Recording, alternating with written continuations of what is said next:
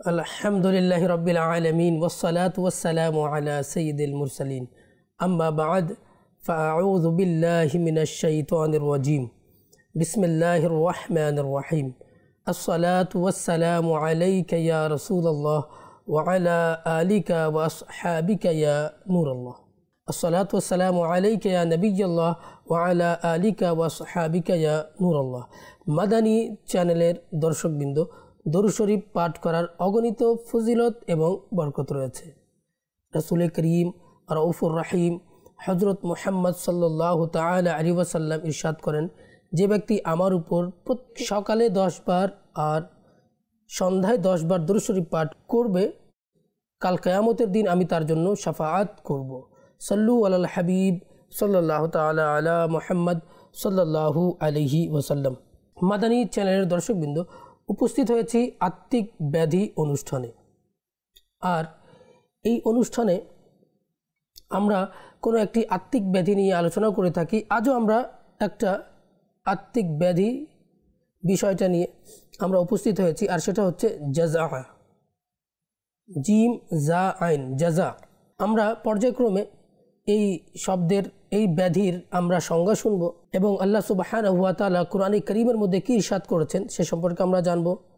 তাছাড়া আমাদের প্রিয় হাবিব প্রিয় নবী সাল্লাল্লাহু আলাইহি ওয়াসাল্লাম হাদিসে কারীমার মধ্যে এ ব্যাপারে কী দিক নির্দেশনা দিয়েছেন সে সম্পর্কে আমরা জানব এবং বুজুর্গানে দ্বীন এ ব্যাপারে কী বলেছেন সে সম্পর্কে আমরা জানার চেষ্টা করব এবং শেষ পর্যায়ে এই রোগের কারণ কী এবং এর প্রতিকার কী সে সম্পর্কে আমরা জানার চেষ্টা করব। জাজা এর সংজ্ঞা হচ্ছে যে আগত যে মুসিবত, যে বিপদ রয়েছে সেটার উপর হাই হুতাশ করা অথবা এর উপর অধৈর্য হয়ে যাওয়া, এটাকে আরবিতে জাজা বলা হয়, অর্থাৎ আর বাংলায় হাই হুতাশ করা। অনেক সময় দেখা যায় আমাদের সমাজের মধ্যে কারো বাচ্চা ইন্তেকাল করেছে, তো দেখা যায় অনেকে হাই হুতাশ করা শুরু করে দেয়, বুকের উপর হাত মারা শুরু করে দেয়, জোরে জোরে বিলাপ করা শুরু করে দেয়, আল্লাহ তাআলার ব্যাপারে কটূক্তি করা শুরু করে দেয়, এমনকি কুফরি বাক্য পর্যন্ত বলে ফেলে, যার কারণে ঈমান শেষ হয়ে যায়, আল্লাহ তাআলার শানে বেয়াদবিমূলক কথাবার্তা বলে ফেলে। আল্লাহ তাআলা আমাদেরকে বোঝার তৌফিক দান করুক। মাদানী চ্যানেলের দর্শকবৃন্দ, যখনই সন্তান যদি মারা যায়, হ্যাঁ, চোখ দিয়ে অশ্রু প্রবাহিত হতে পারে, কারো সন্তান মারা গিয়েছে কষ্ট হবে, চোখ দিয়ে অশ্রু যদি প্রবাহিত হয় এটা রহমত, এটা ভালোবাসার একটা আলামত। কিন্তু মুখে আল্লাহ তাআলার শানে বেয়াদবি করা যাবে না, অধৈর্য হওয়া যাবে না, গান গাওয়া যাবে না, বিলাপ করা যাবে না, এই সমস্ত জিনিস করতে নিষেধ করা হয়েছে। আল্লাহ সুবহানাহু ওয়া তাআলা কুরআনে কারীমের মধ্যে ইরশাদ করেন, পারা 29 সূরাতুল মাআরিজের 19 থেকে 21 নং আয়াতের মধ্যে আল্লাহ তাআলা কি ইরশাদ করেন আমরা শুনি, ইন্নাল ইনসানা খুলিকা হালুআ, নিশ্চয়ই মানুষকে অধৈর্য মনা করে সৃষ্টি করা হয়েছে। ইযা মাসসাহুশ শাররু জাজুআ, যখন তাকে কোনো অকল্যাণ স্পর্শ করে তখন হাই হুতাশ করা শুরু করে দেয়। ওয়া ইযা মাসসাহুল খায়রু মানুআ, এবং যখন তাকে কল্যাণ স্পর্শ করে, যখন কোনো নিয়ামত পায় তখন কৃপণ হয়ে যায়। সদরুল আফাজিল হযরত আল্লামা মৌলানা সৈয়দ মোহাম্মদ নাঈমউদ্দিন মুরাদাবাদী রহমতুল্লাহি তাআলা আলাইহি খাজাইনুল ইরফানের মধ্যে এই আয়াতে মোবারকার আলোকে ইরশাদ করেন, অর্থাৎ মানুষের অবস্থা এই যে যখন মানুষের কাছে কোনো বিপদ আসে, তার মন যেটা চায় না, তার যেটা পছন্দ না, সেই রকম যখন অবস্থা চলে আসে তখন সে ধৈর্য ধারণ করে না। আর যখন সম্পদ পাওয়া যায়, যখন তার কাছে অর্থ আসে তখন খরচ করতে চায় না। মাদানী চ্যানেলের দর্শকবৃন্দ, এরকম হওয়া উচিত না। বিপদ যখন আসবে ধৈর্য ধারণ করবেন, আল্লাহ তাআলার নিয়ামত পাবেন, খরচ করার চেষ্টা করবেন, এর মধ্যেই আল্লাহ তাআলার সন্তুষ্টি রয়েছে। যদি ধৈর্য ধারণ করেন তাহলে আল্লাহ তাআলা এটারও প্রতিদান দান করবেন। আর আল্লাহ তাআলা প্রত্যেকটা নেকির ব্যাপারে বলেছেন, নেকি করলে 10 গুণ সওয়াব পাওয়া যায়, কোনো নেকি করলে 700 গুণ পর্যন্ত সওয়াব পাওয়া যায়। কিন্তু ধৈর্য ধারণ করা এমন একটা নেকি আল্লাহ তাআলা কিয়ামতের দিন অগণিত প্রতিদান দান করবেন, এটার কোনো হিসাব নাই। মাদানী চ্যানেলের দর্শকবৃন্দ, হযরত সাইয়েদুনা আবু সাঈদ খুদরি রাদিয়াল্লাহু তাআলা আনহু থেকে বর্ণিত যে প্রিয় নবী সাল্লাল্লাহু আলাইহি ওয়াসাল্লাম ইরশাদ করেন, যে ব্যক্তি নিজের রিজিকের উপর সন্তুষ্ট থাকে না আর যে নিজের অসুস্থতার ব্যাপারে মানুষকে বলা বলি শুরু করে দেয়, অসুস্থতার খবরকে ব্যাপক করে দেয় এবং সেটার উপর ধৈর্য ধারণ করে না, তার কোনো আমল আল্লাহ তাআলার দরবারে পৌঁছাবে না। সে আল্লাহ তাআলার সাথে এমনভাবে সাক্ষাৎ করবে, আল্লাহ তাআলা তার প্রতি অসন্তুষ্ট হবেন। মাদানী চ্যানেলের দর্শকবৃন্দ, দেখুন অনেক লোক আছে অসুস্থ যখন হয়, ধৈর্য ধারণ করুন। হ্যাঁ, ডাক্তারকে বলতে পারেন, ডাক্তারের কাছে গেছেন, ডাক্তারকে বলেন এই সমস্যা, ডাক্তার আপনার সেই বিষয়গুলো শুনে আপনার চিকিৎসার জন্য ওষুধ দেবে, টেস্ট দেবে, যা করণীয় ডাক্তার সেটা করবে। কিন্তু সাধারণ মানুষকে ধরে ধরে বলছেন যে আমার এই সমস্যা, ফেসবুকের মধ্যে দিচ্ছেন, হোয়াটসঅ্যাপ গ্রুপের মধ্যে দিচ্ছেন, মানুষকে জানাচ্ছেন। কেন এরকম? কেন মানুষের কাছে সহমর্মিতা চাচ্ছেন? এর মধ্যে কী নিয়ত রয়েছে? যদি ধৈর্য ধারণ করতেন, আল্লাহ তাআলা আপনাকে প্রতিদান দান করতেন। মানুষকে বলে তো লাভ নেই। ইসলাম এটা বলছে না যে আপনি বলিয়েন না। হ্যাঁ, যারা আপনার সেবা করতে পারবে, যারা আপনার সমস্যাকে সমাধান করতে পারবে, অবশ্যই তার কাছে যান, তাতে কোনো নিষেধ নেই। কিন্তু নিজের অসুস্থতাকে পুরা মানুষকে এখন দেখা যায় ফেসবুকের যুগ, অসুস্থ হলে ছবি তুলে পাঠাই দিল সবার কাছে, চলে গেল। কোনো বিপদের উপর হাই হুতাশ করা অথবা অধৈর্য হয়ে যাওয়া নিজেকে ধ্বংসের মধ্যে নিক্ষেপ করার সমতুল্য। অনেক সময় দেখা যায় অধৈর্য হলে মানুষ আরও অনেকগুলো গুনাহের মধ্যে পতিত হয়ে যায়, বরং কুফরি বাক্য বলা শুরু করে দেয়, যার দ্বারা ঈমান ধ্বংস হয়ে যায়। আর অনেক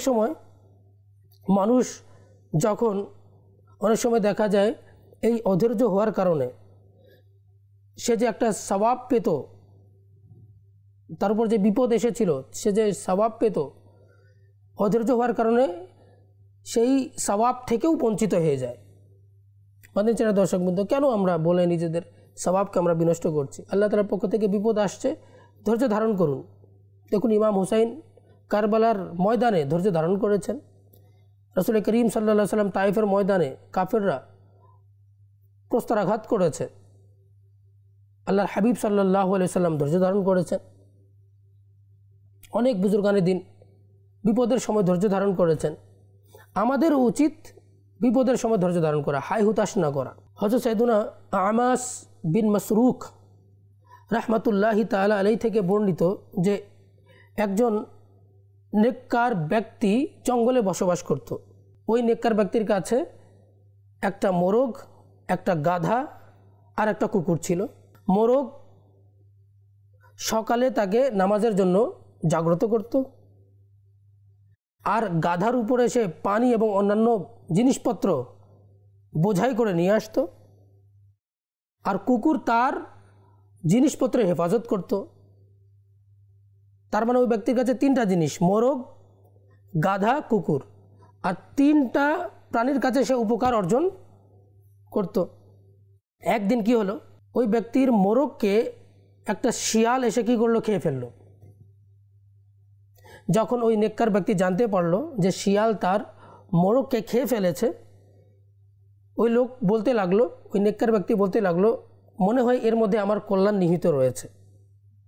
অর্থাৎ সে আল্লাহ তাআলার রিজার উপর রাজি ছিল, আল্লাহ তাআলার সন্তুষ্টির উপর সন্তুষ্ট ছিল এবং সে ধৈর্যহারা হয়নি। কিন্তু ঘরের লোকেরা পেরেশান হয়ে গেল যে আমাদের অনেক ক্ষতি হয়ে গেছে।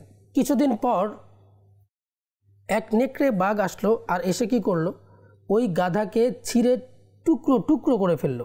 যখন ঘরের লোকেরা জানতে পারলো, তারা খুব পেরেশান হলো, দুঃখিত হলো। তারা হাই হুতাশ করতে লাগলো যে আমাদের অনেক বড় ক্ষতি হয়ে গেল।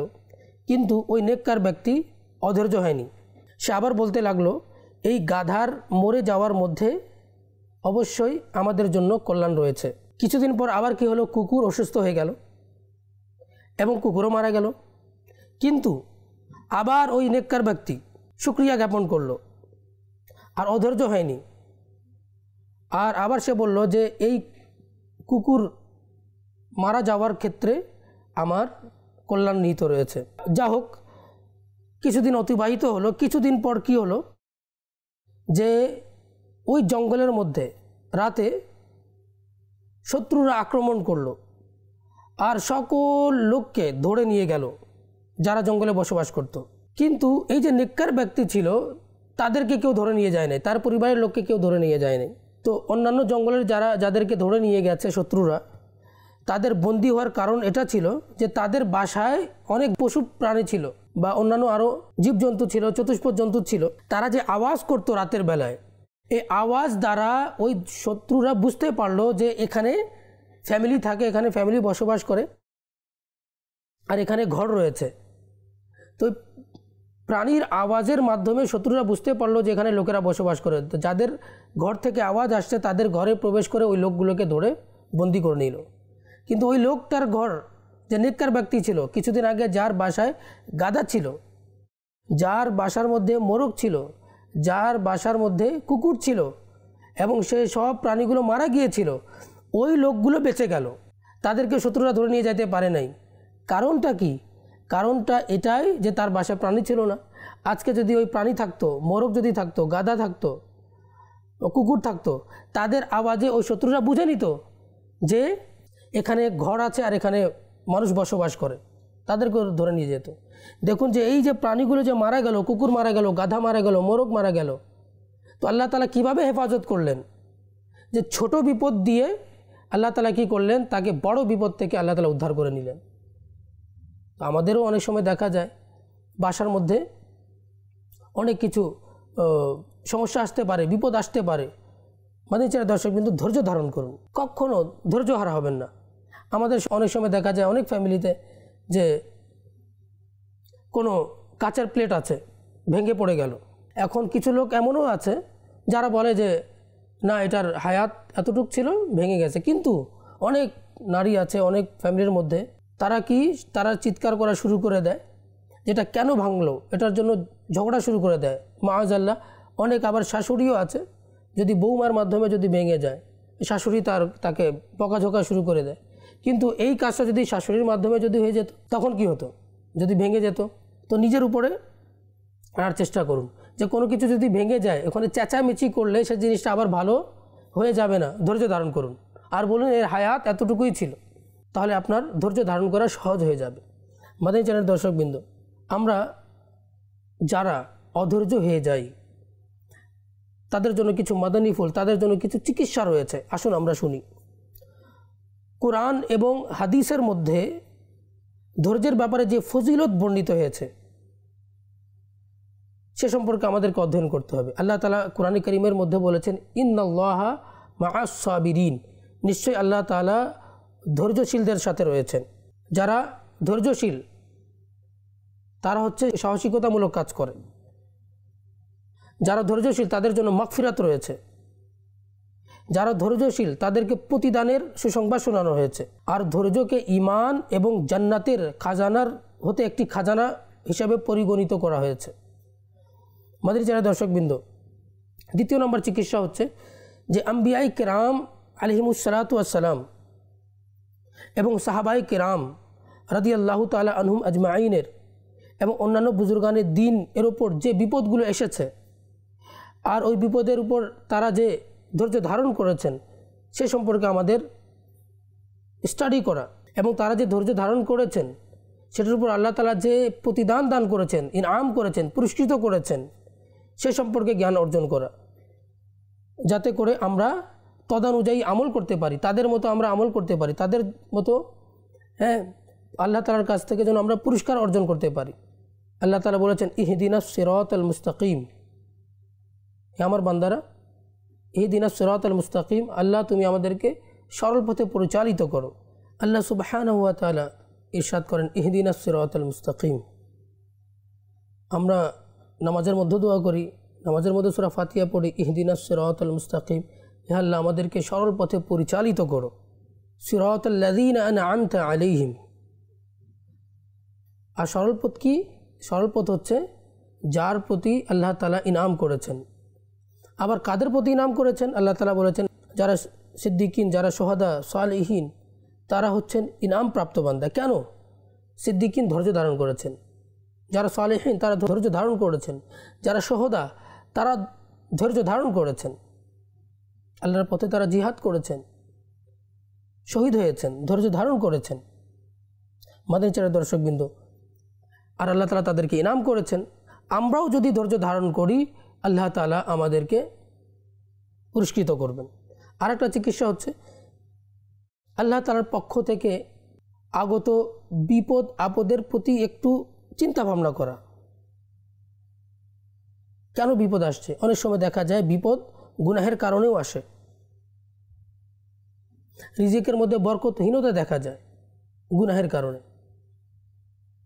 চেহারা থেকে নুরানিয়া শেষ হয়ে যায়। মাদানী চ্যানেলের দর্শকবৃন্দ, একটু চিন্তা করে দেখি যে আমার উপরে যে বিপদ আসছে কারণটা কি?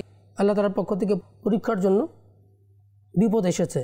কিন্তু অনেক সময় বিপদ কিসের জন্য আসে? গুনাহ করার কারণে আসে। অনেক জায়গায় ভূমিকম্প হয়, গুনাহের কারণে ভূমিকম্প চলে আসছে।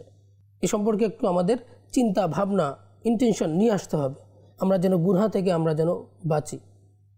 যখন বান্দা গুনাহ করতে থাকে, আল্লাহ তাআলা নাফরমানি করতে থাকে, আল্লাহ তাআলা কী করে? সে জায়গায় জালিম যারা শাসক থাকে তাদেরকে নিযুক্ত করে দেন। তো মানুষের গুনাহের কারণে জালিম শাসককে নিযুক্ত করে দেওয়া হয়। এজন্য যারা মানুষ, সাধারণ মানুষ, তাদেরও উচিত তাদেরকে কি করতে হবে? নেকির কাজ করতে হবে, আল্লাহ তাআলার ফরমাবরদারি করতে হবে, আল্লাহ তাআলার আনুগত্য করতে হবে।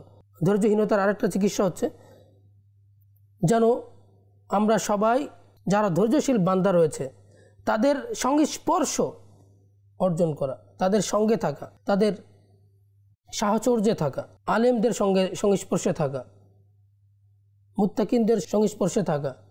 আর আজকের যুগে দাওয়াত ইসলামীর মাদানী সংগঠন, আলহামদুলিল্লাহ, আজকে ফিতনা ফাসাদের যুগে একটা সংগঠন রয়েছে, সেটার নাম কি? দাওয়াতে ইসলামী।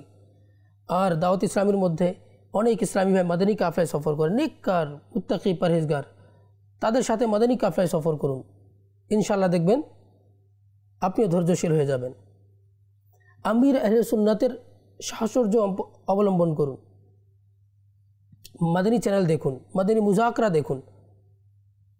দাওয়াত ইসলামীর আবার মাদানী চ্যানেলের মধ্যে মুফতিয়ানে কেরামের প্রোগ্রাম আছে, সেই প্রোগ্রামগুলো দেখুন। ইনশাআল্লাহ আজ্জা ওয়া জাল্লা ধৈর্য ধারণ করার স্পৃহা সৃষ্টি হয়ে যাবে।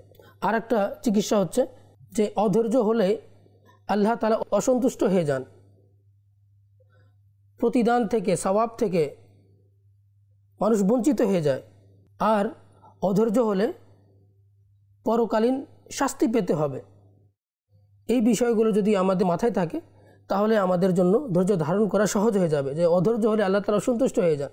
একজন নেককার বান্দা কীভাবে সে চাইবে যে আল্লাহ তাআলা তার প্রতি নারাজ হয়ে যান, আল্লাহ তাআলা তার প্রতি অসন্তুষ্ট হয়ে যান? তখন এরকম হবে না। আল্লাহ তাআলা কি বলছেন? ওয়ালা নাবলুওয়ান্নাকুম বিশাইইম মিনাল খাউফ, আমি অবশ্যই তোমাদেরকে ভয় দ্বারা পরীক্ষা করব, ওয়াল জু, এবং ক্ষুধা দ্বারা পরীক্ষা করব, এবং সম্পদের ঘাটতি দ্বারা পরীক্ষা করব, ওয়াল আনফুস, এবং প্রাণের ঘাটতি দ্বারা, সন্তান মৃত্যুর মাধ্যমেও পরীক্ষা নেব, ওয়াস সামারাত, এবং ফসলের ঘাটতির মাধ্যমেও পরীক্ষা নেব, ওয়াবাশশিরিস সাবিরিন, আল্লাহ তাআলা বলছেন যে ধৈর্যশীলদেরকে সুসংবাদ শুনিয়ে দাও।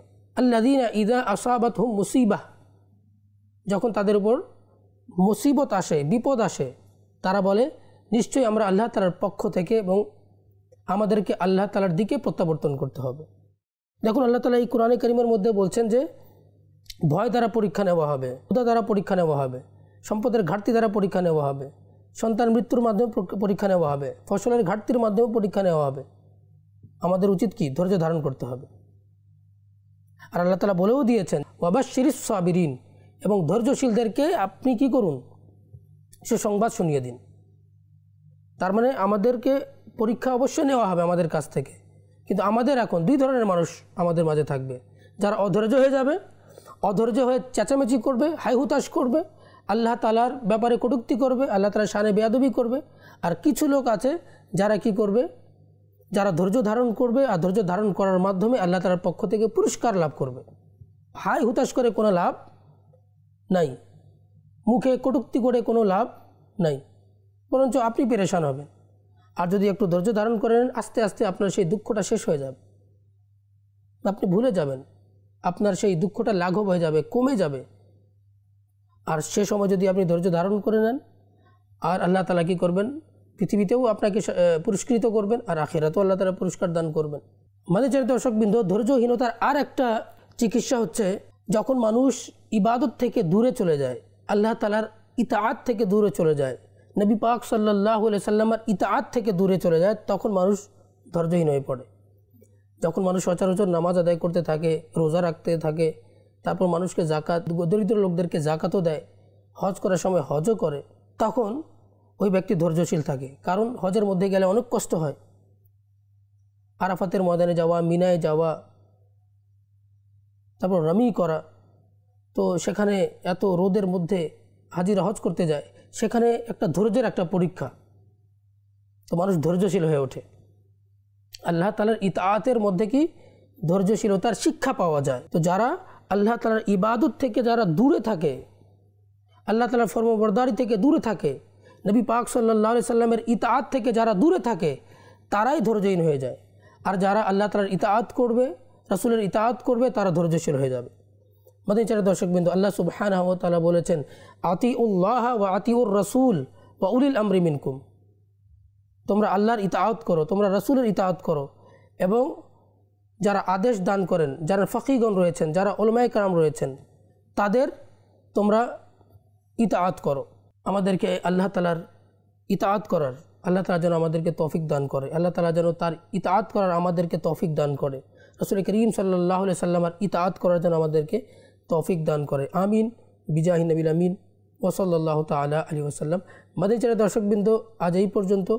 আগামী অনুষ্ঠানে আবারও একটা নতুন বিষয় নিয়ে আপনাদের সম্মুখে উপস্থিত হব। ততক্ষণ পর্যন্ত ভালো থাকুন, সুস্থ থাকুন, মাদানী চ্যানেল দেখতে থাকুন। সল্লু আলাল হাবিব সাল্লাল্লাহু তাআলা আলা মুহাম্মদ সাল্লাল্লাহু তাআলা আলাইহি ওয়াসাল্লাম।